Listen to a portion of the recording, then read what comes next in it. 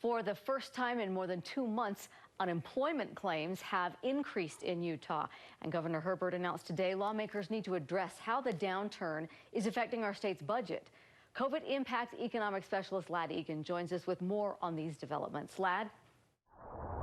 For 8 consecutive weeks, Utah saw declining jobless applications, but that ended this week. And it comes at the same time that we learned that our country is officially in a recession. Again, there are some positive signs of some return of economic activity, but it is just going slower than what we had hoped.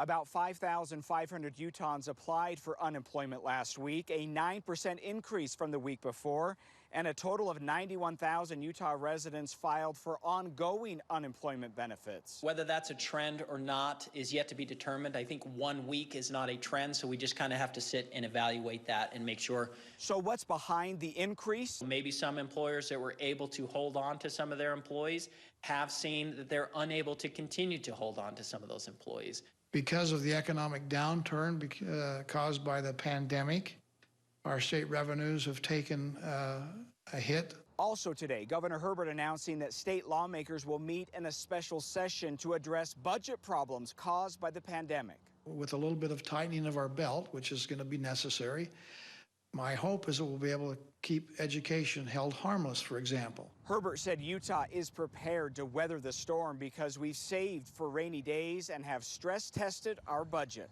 We've been recognized as the one that had the least negative impact economically and the state best positioned to recover. That special session to tackle the budget scheduled for next week.